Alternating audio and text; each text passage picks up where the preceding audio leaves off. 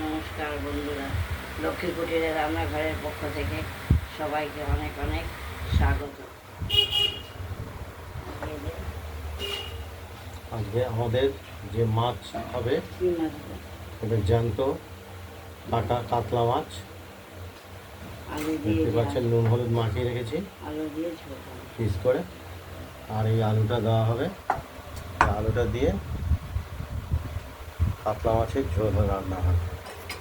আমরা ওভেনটা এবার ধরিয়ে দেবো।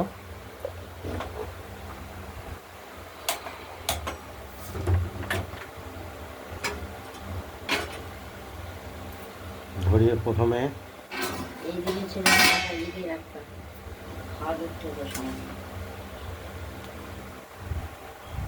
ওভেনটা ধরিয়ে কড়াইটা আমরা বসিয়ে দিয়েছি এবং তাতে তেল দিয়ে দিয়েছি।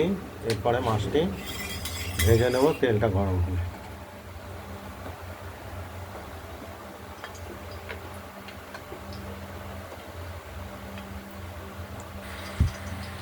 কিছুটা লবণ দিয়ে দিলাম তেলে, যাতে চারিপাশে ছিটে না আসে তেলটা।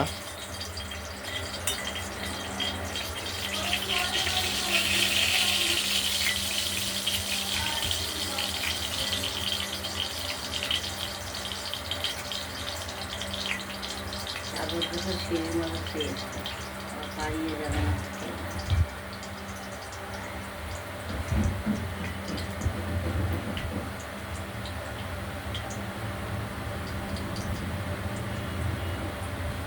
তেলটা গরম হয়ে এসেছে। মাছগুলো আমরা এক এক করে সবগুলো ভেজে নেব। একবারে ভাজা হবে না, সব দুবারে ভাজতে হবে।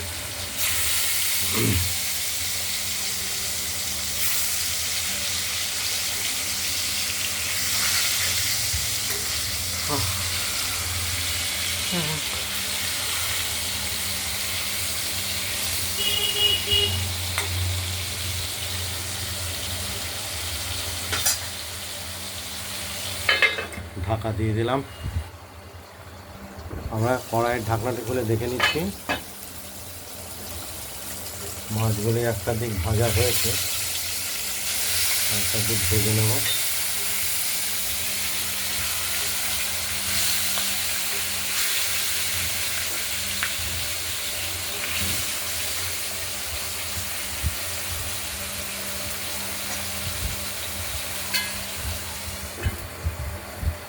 আবার ঢাকা দিয়ে দিলাম। কড়াইয়ের ঢাকনাটি খুলে ভাজা হয়ে গেছে, এবার তুলে নিচ্ছে। এক এক করে সব তুলে নিচ্ছে।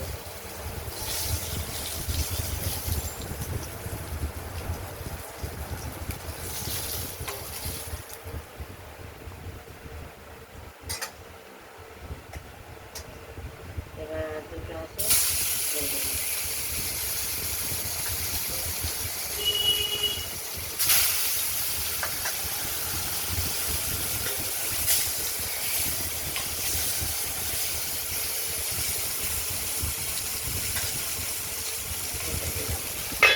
আবার দুটো মাছ ঢেকে দিলাম, দুটো ভেজে নিতে হবে।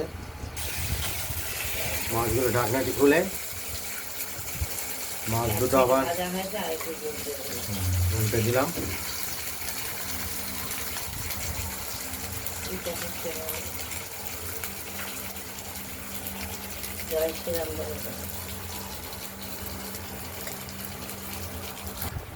এই মাছ দুটো ভাজা হয়ে গেছে।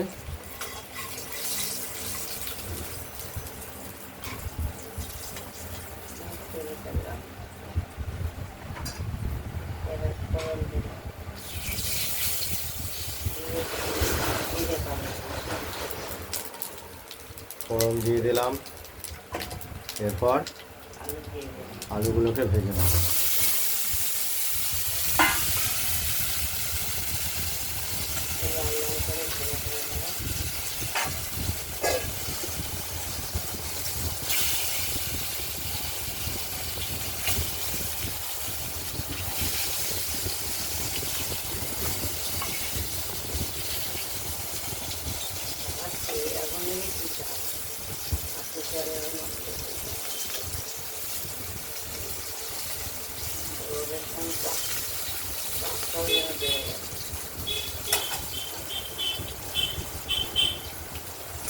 আলুগুলোকে একটু ভালো করে ভাজা করে আমরা নেব, না হলে সেদ্ধ হবে না।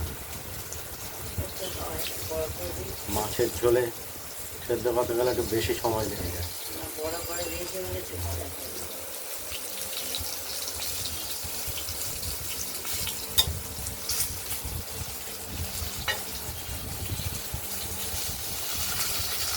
ওই দিকে মনে হচ্ছে যে আগুন দেখছে।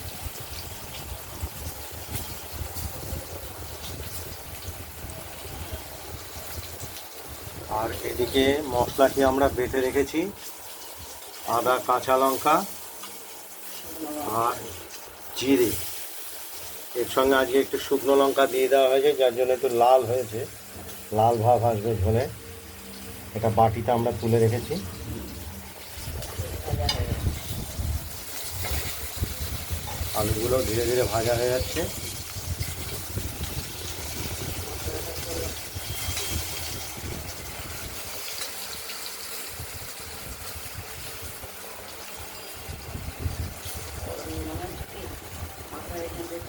এবার যেহেতু আলুগুলো ভাজা হয়ে গেছে, এবার আমরা মশলাটা তুলে হলুদ দিয়ে মিশিয়ে পরিমাণ মতো হলুদ দিয়ে আমরা কষানোর জন্য দিয়ে দিলাম কড়াইতে।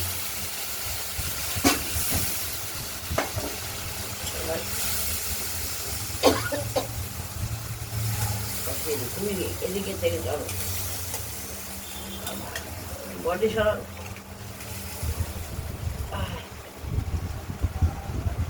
লঙ্কা চাষটা খুব আমার মাথা ভালো করে কষিয়ে নেব।